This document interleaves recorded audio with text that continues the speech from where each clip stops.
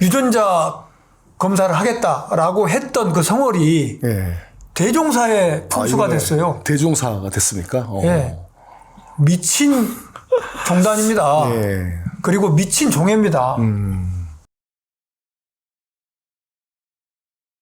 예, 반갑습니다. 야단법석 TV 시청자 여러분, 그리고 전국의 불자 여러분, 오늘 모처럼 두 분 모시고 불교 뉴스 브리핑 진행하려고 합니다. 오늘도 제 옆에는 진우 스님과 김경호 운판 대표님 나오셨습니다. 반갑습니다. 네, 반갑습니다. 예, 예. 자, 오늘이 지금 11월 28일인데요. 내일이면은 자승 전 원장의 방화 자살 사건? 네. 이렇게 좀 규정할 수 있는데, 그게 딱 1년이 되는 날입니다. 양력으로입니다. 양력으로 그죠. 지난번에 그 봉온사에서 또 음력으로 일주기. 예, 17일입니다. 추모 행사를 진행을 하고 있는데, 근데 뭐 그 당시 일주기 행사 때는 어쨌든 자승에 대한 찬탄 찬불이 난무했는데, 정말로 우리가 이 시점에, 일주기가 된 이 시점에 좀 돌아봐야 될 부분에 대해서는 어디에서도 지금 언급이 안 돼서 저희가 불교 뉴스 브리핑에서 좀 집중적으로 한번 다뤄보려고 그렇게 해서 언급한 데가 있습니다. 한겨레 신문. 맞습니다. 오늘 한겨레 신문 한겨레 신문 임석규 기자가 나왔죠. 예. 기사를 썼습니다. 예, 맞습니다. 예. 저희들 입장에서 볼 때는 뭐 새로운 건 없습니다만 예. 나름대로 이제 정리를 했어요. 간단히 얘기하면은 예. 죽음 이유가 1년이 됐는데도 아직도 불명확하다. 그렇죠. 예. 그 죽음 당시에도 어떻게 죽은지 이건 모르죠. 예. 그 다음에 불교계에서 한쪽에서는 우상화 내지는 이제 찬양 일변으로 가지만 그에 반대되는 비판적인 여론이 불교 내에서도 분명히 존재한다. 그렇죠. 라는 것도 예. 얘기를 했고요. 그 다음에 최근 들어서 이 일주기를 기념해가지고 주장하는 바가 네. 그 작년하고 좀 달라진 게 있다. 어떤 부분에서요? 예. 작년에 이제 그쪽에서 자성 측근들이 밀고 갔던 게 우울증설이었거든요. 예. 그런 이야기 좀 나왔죠. 예. 예, 근데 지금 우울증설이 싹 들어갔습니다. 1년 만에. 그러면서 죽음을 준비해 왔다. 오래된 계획이었다. 몇 년 전부터 죽음을 뭔가 준비해 왔다. 깊은 뜻이 있어가지고 죽음을 준비해 왔다. 우리로선 전혀 그 납득이 안 가는 그런 주장들을 지금 공공연하게 하고 있습니다. 예.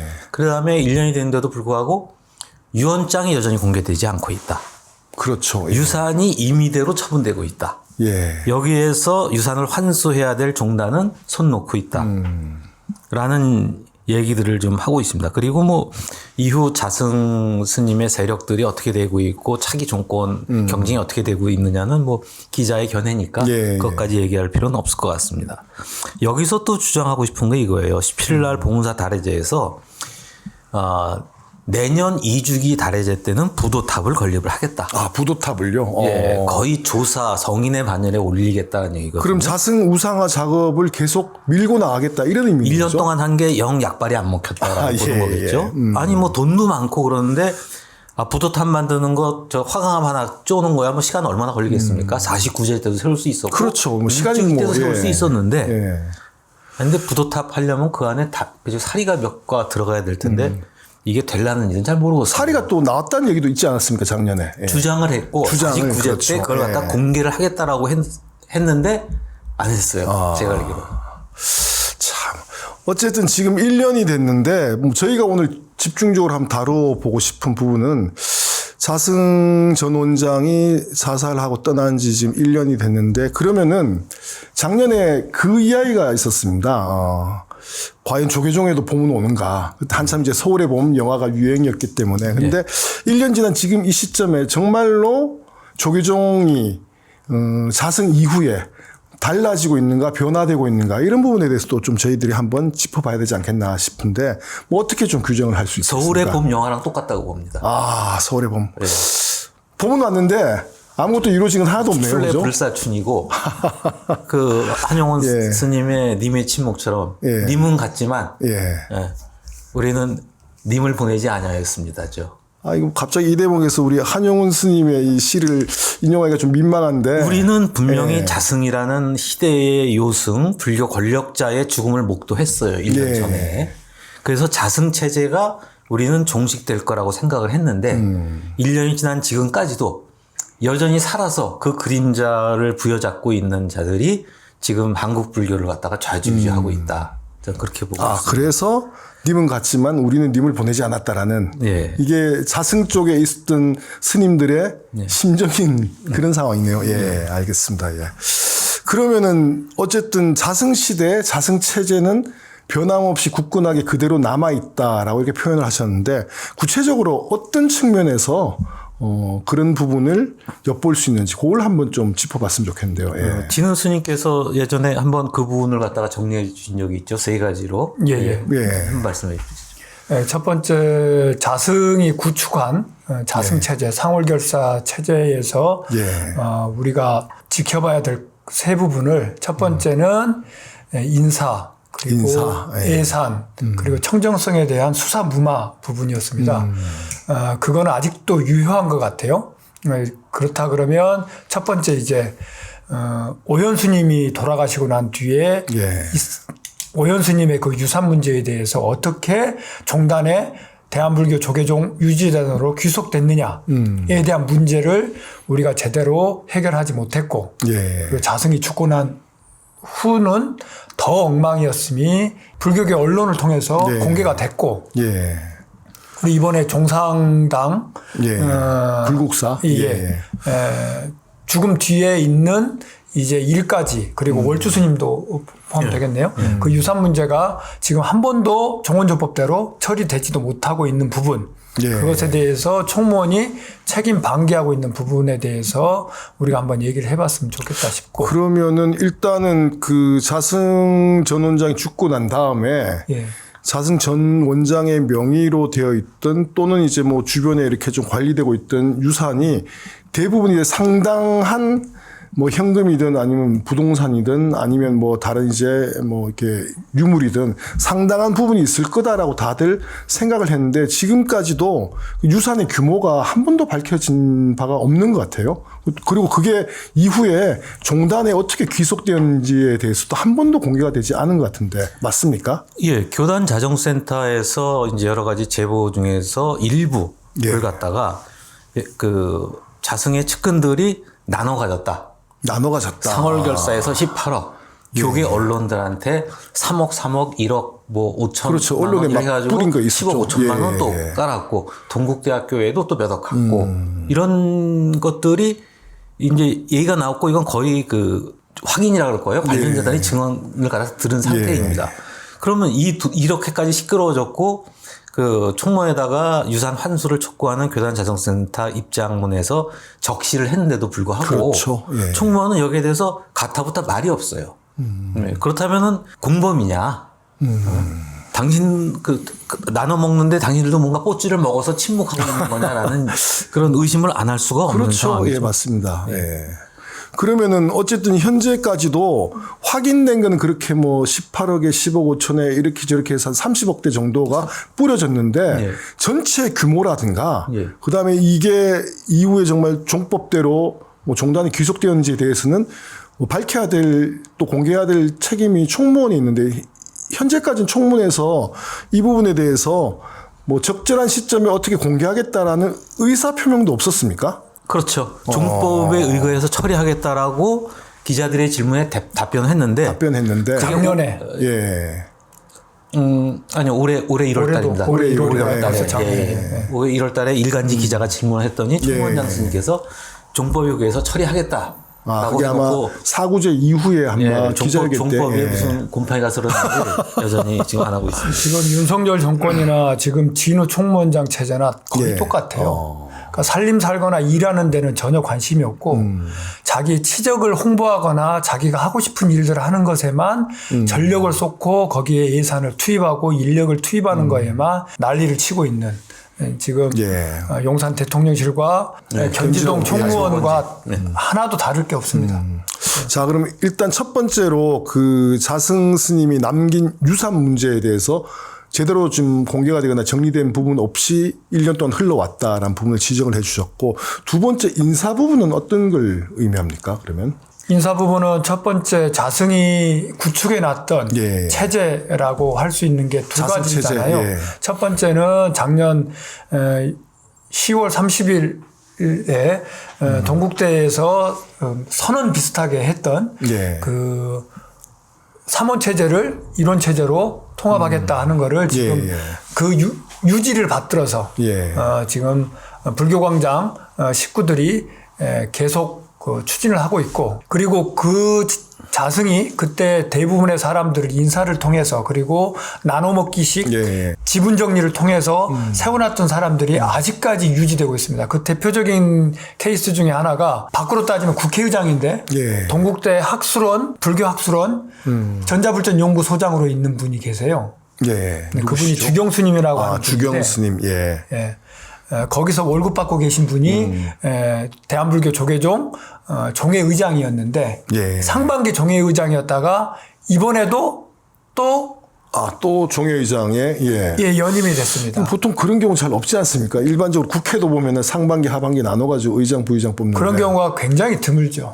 그러니까 얼마나 자승의 유지를 떠받들고 싶었으면 하겠다는 사람이 또 나왔는데도 불구하고 투표를 통해서 그 자리를 유지했을 정도로 단적인 경우 이 당연히 바뀌어야 되는 전반기와 하반기 종회의장이 바뀌어오던 그 전례를 깨고 주경스님이 동국대 불교학술원 전자불교연구소장이 다시 이제 한만기를 더 하게 되는 상황이 돼 있는 걸 보면 그 대표적으로 그 자승이 구축해놨던 인사체제가 아직도 유지되고 있고 그것을 자승의 체제라고 하는 상울교사 그리고 불교광장들은 떠받들고 있다. 그러면 종단 권력 시스템 곳곳에 포진되어 있었던 자승 스님의 측근, 자승 사람들이라고 얘기할 수 있는 이 사람들이 여전히 건재하다. 예, 그렇습니다. 이런 상황이라는 거죠. 예. 거기다 플러스 해야 될 게 예. 자승 스님의 동업자라고 할 수 있는 이기흥 대한체육회 회장도 예, 맞습니다. 체육계의 자승. 예, 체육계의 자승이죠. 하는 방식이 똑같아요.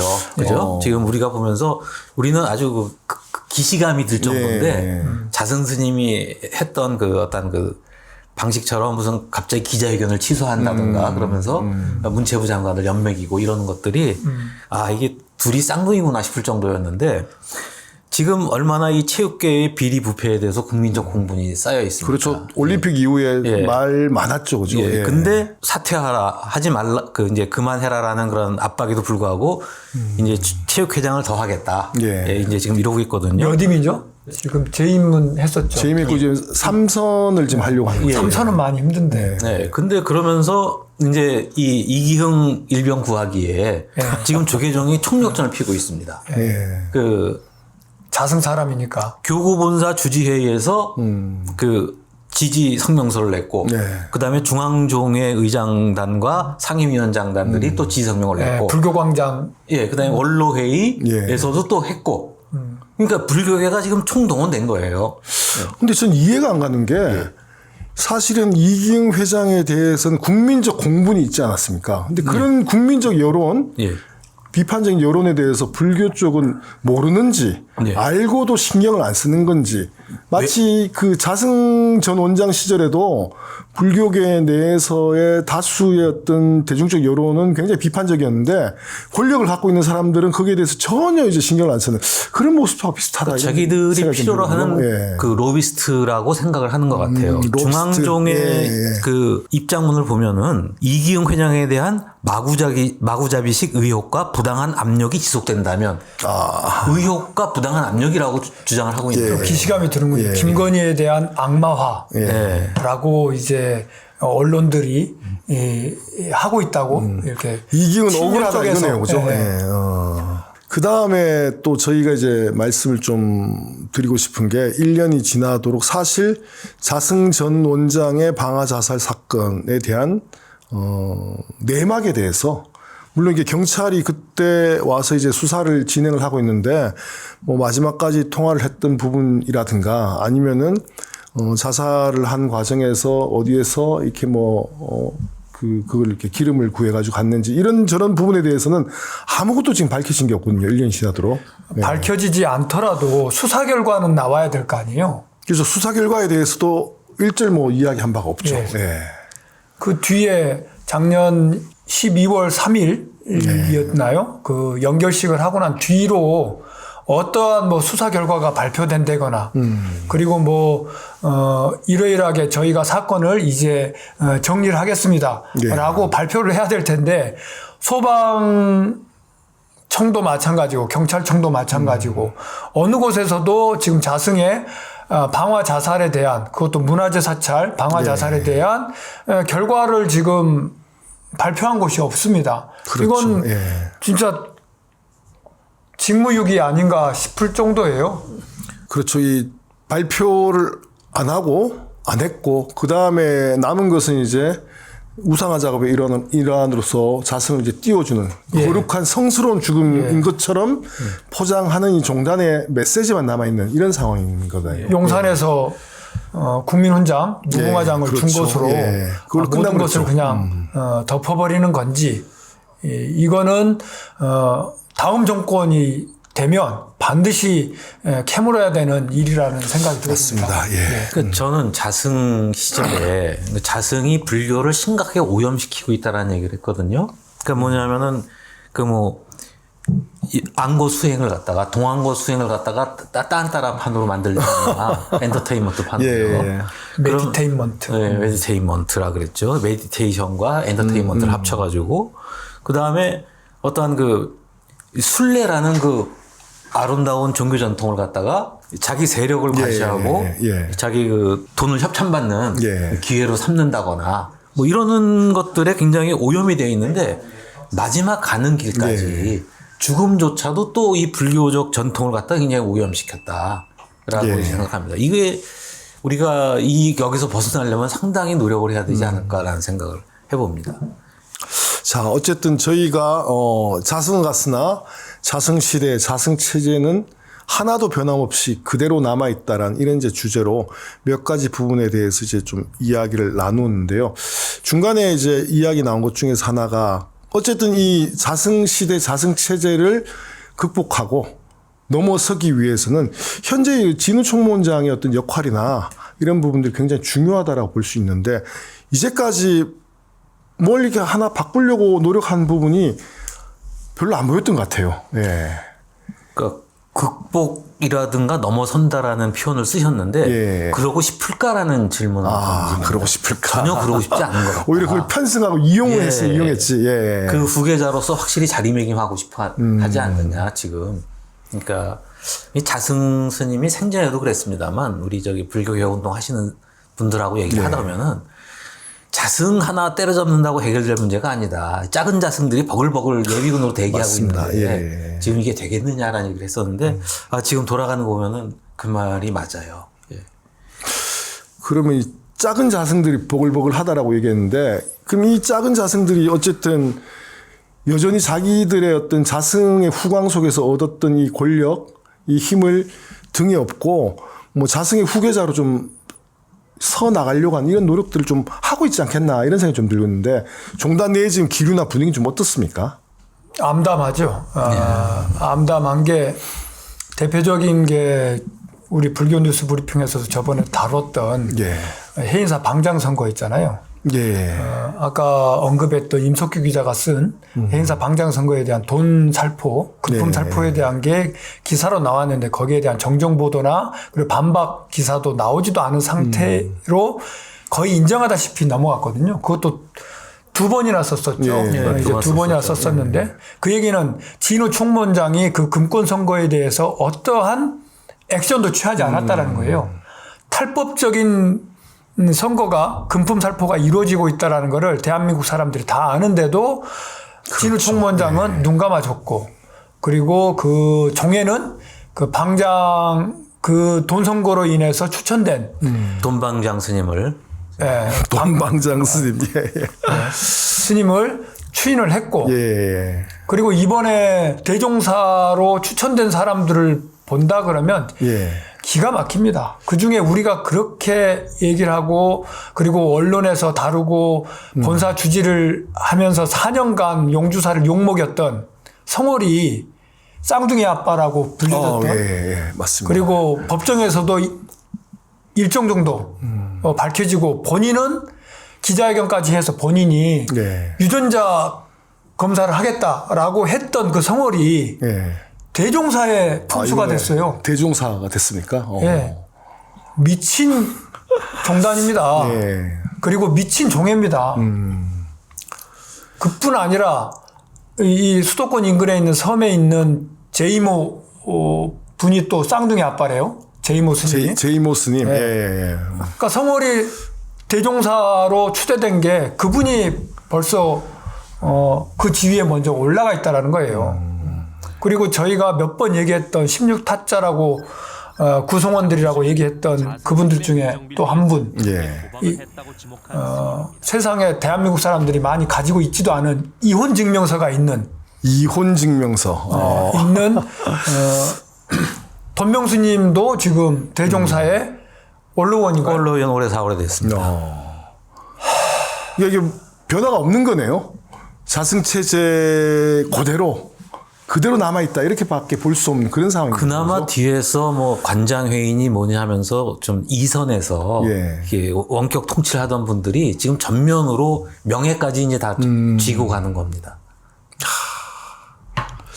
그러면은 이제 내후년 2026년도가 아마도 총무원장 선거를 비롯해서 여러 가지 선거가 있을 텐데 현재 상황으로 본다라면은 자승체제를 극복하기 위한 비전과 어떤 대안을 제시하는 이런 모습보다는 이제 내가 자승 그 체제를 그대로 그냥 먹을 발전적으로 거야. 계승하겠다. 네. 그런 형태의 싸움이 될 가능성이 높다.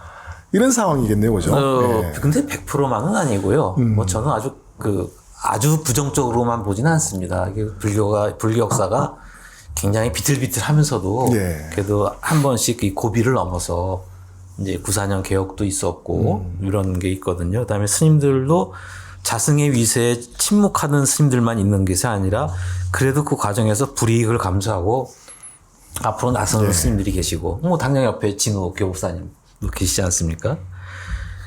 이번 종회의장 선거에서 불교 광장이 후반기 종회의장은 주경 스님 그대로 간다. 라고 결의를 했단 말입니다. 자기들은. 그랬는데 49표 나왔어요. 49표요? 예, 반대표가 31표가 나왔습니다. 그러면은 뭐 압도적으로 된 게 아니네요. 아니, 압도적인 아닙니다. 예. 주장으로는 대한불교 조계종은 자신들이 좌지우지한다라고 주장을 할지 모르겠습니다만 실제로는 그 내부에서도 그 밥그릇 놓고 굉장히 치열하게 분화되고 있는 거라고 지금 보여집니다. 저는 좀 조계종이 지금이라도 좀 정신을 차렸으면 좋겠는 게 지금이 1990년대 나쁜 놈들 전성시대도 아니고 조폭들이 자기들 나와바리라고 하나요? 영역 다툼 하면서 이권 다툼 하는 것으로 큰 전국구 조폭이 하나 죽고 나니까 그 자리를 차지하기 위해서 싸움하는 게 아니라 이런 불법적인 체제를 그리고 탈법적이고 비부처님 법에 의지해서 살아가는 이 체제를 바꾸겠다라고 하는 마음이 들어야지 그거를 내가 그대로 먹겠다. 좀 더 많이 먹겠다라고 싸우는 거는 진짜 부처님께 죄짓고 사는 거라는 생각이 들어집니다. 예. 아까 이제 나오는 얘기 중에 그 자승 스님의 유산 환수가 안 되고 있다. 그 다음에 뭐 종상 스님 유산은 어떻게 되는 거냐 이런 질문들을 던지는 이유가 이게 이제 종법상에 하면은 그 승려들이 유언장을 쓰고 그래서 유언으로 환수된 것들은 종단의 승가 복지나 승가 교육에 쓰이도록 이렇게 용도가 다 정해져 있습니다. 근데 이 작업을 안 하니까 이 돈이 폭력배 양성 자금이나 정치 자금으로 쓰여요. 그렇죠. 그러니까 이거 뭐 멀리 볼 거 없이 신흥사 교구 오연 스님의 유산이 현금 통장에 있던 현금만 몇백억 대라고 얘기를 하거든요. 이 돈이 환수가 안 되니까 그 안에서 이 호법단이라고 사조직을 만들어 가지고 이 사조직이 교구 내에 이른바 폭력을 행사하는 그런 걸로 작용을 하고 그 다음에 뭐 중요한 일이 있을 때마다 그 수십억씩 움직이는 그 정치 자금들이 다 어디서 나오겠습니까? 다 삼보정제로 모아서 알토랑같이 모아놓은 돈들이 사유화가 되면서 그런 쪽으로 쓰이는 거예요. 그래서 이런 부분들만 우리가 해결을 해도 종단의 목적 싸움 몇 개는 아주 따뜻하게 할 수 있습니다. 예, 알겠습니다. 오늘 뭐 두 분 모시고 자승 전 원장의 방화 자살 사건 1년을 맞이해서 과연 자승시대가 지금 조계종 내에서 제대로 극복되고 청산되고 있는가에 대해서 이야기를 좀 나눠봤는데 두 분 말씀 속에서 알 수 있겠지만 여전히 암울한 현실이다. 자승 같지만 여전히 굳건하게 자승체제는 조계종 내에 굳건하게 버티면서 이 작은 자승들이 여기저기서 지금 또 다른 그런 이제 권력 장악을 위해서 움직이고 있는 이런 것이 현재 1년 지난 우리 앞에 놓여 있는 모습이 아닌가 이런 부분들이 조금 암담하다 이런 생각이 좀 드는데 그래도 뭔가 좀 희망이나 이런 걸 좀 발견해 봐야 되지 않겠나 싶거든요. 저는 어떻습니까? 두 분 생각하시기에 1년 지난 지금 상황은 이렇지만은 이것이 이대로 이렇게 가서는 안 된다. 그랬을 때 어디에서부터 뭔가 좀 돌파구를 찾아야 될지 그 부분에 대해서 좀 말씀을 해 주시면 좋을 것 같습니다. 예. 첫 번째가 종단이 바뀌려고 하면은 이제 제도적인 틀 안에서 이제 이루어질 수밖에 없잖아요. 그게 2026년 있을 종회의원 선거, 먼저 총무원장 선거가 먼저 있네요. 총무원장 선거, 그 뒤에 11월에 있을 종회의원 선거, 그리고 12월에 있을 동국대 총장 선거입니다. 그런데 총무원장도 마찬가지고 종회의원들도 마찬가지고 그리고 동대 총장 선거도 마찬가지인데 조금 다른 거는 우리가 총무원장 선거에도 역할을 할 수가 있고 종회의원 선거에는 우리 종도들이 그리고 스님들이 조금만 나서준다고 하면 이제는 그 무투표로 진행됐던 많은 그 뒷방에서 노름판에서 진행됐던 그 자기들끼리의 짬짬이에 의한 그 후보들 이렇게 관리를 이제 벗어나서 한다고 한다면 종단을 좀 그나마 건강한 새로운 인력 풀들이 들어간다고 하면 바꿀 수 있는 계기가 좀 될 것 같다 싶어요. 그리고 동대 총장 선거도 지금 갑자기 그전에는 아무 얘기도 안 하다가 2021년도에 자승의 유서를 봤다.